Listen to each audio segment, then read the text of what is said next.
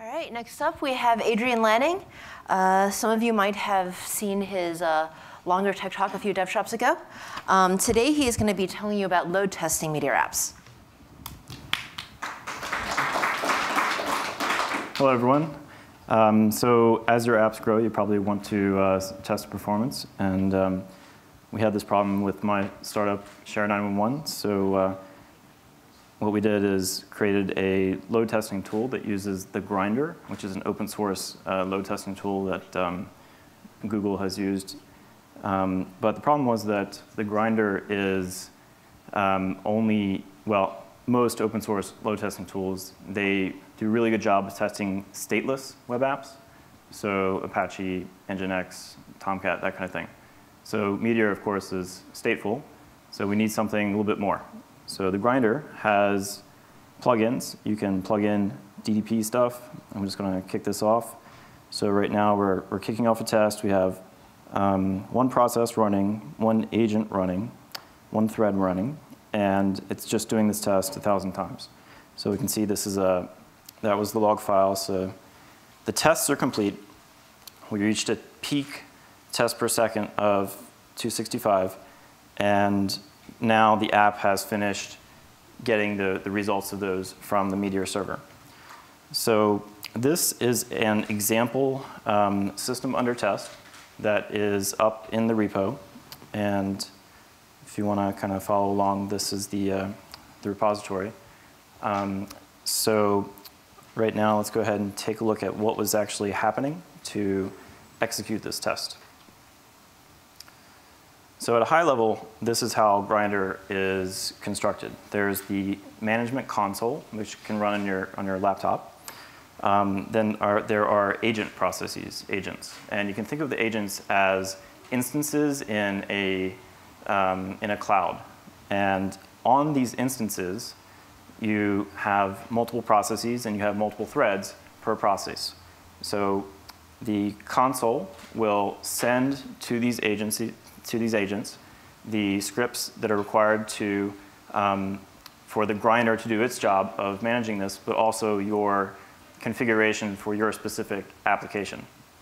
And one of the neat things about this current system is that you don't need to modify your application to load test it.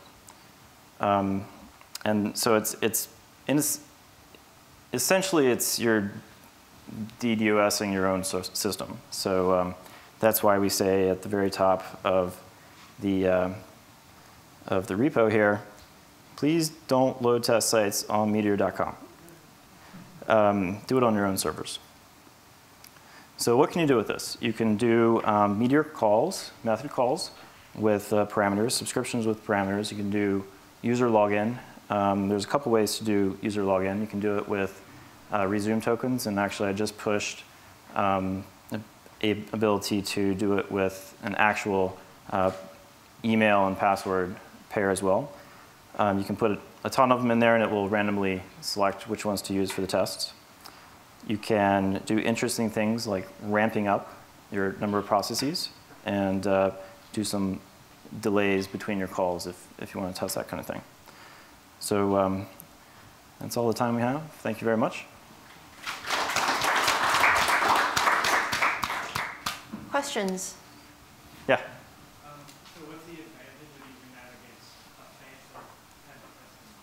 It's a good question. So the advantage against something like Phantom is that this is very efficient. So when you spin up your test machines, if you are using something like Phantom, then you are spending a lot of time on that test machine to basically recreate a browser environment. And you really don't need to do that. So what this does is it gives you the essential parts that will test the server without having to worry about the other parts. So there's configuration here. You can tell it to go ahead and download the initial payload. It'll go through that, parse out the scripts and the links, go and fetch those from the server, but it doesn't actually do anything with those. All it's doing is loading the server, so grabbing those initial ones. Then it goes in and performs the login, if you choose for it to do that, and then subscribes to whatever subscriptions you set up, and then we'll actually perform the methods calls however many times you tell it to do that. So an example of what that looks like in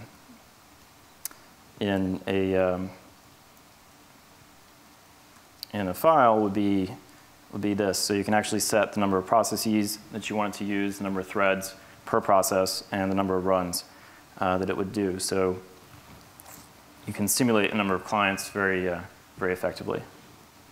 And I'll just scroll up here. This is kind of how it looks like for the subscriptions. So this is just JSON, and you can model it out as you like, and then basically you just, if you're using Vim, which you should be, you should just Shift-J, and then it does that. One more question. Okay. Did you implement this theme for Halloween? No, it's actually just an accessibility thing for the Mac. So if you do a lot of coding at night, which I for some reason tend to do, then it's easier on your eyes. It is not a special theme for Halloween. Yes. Cool, thank you. Thanks.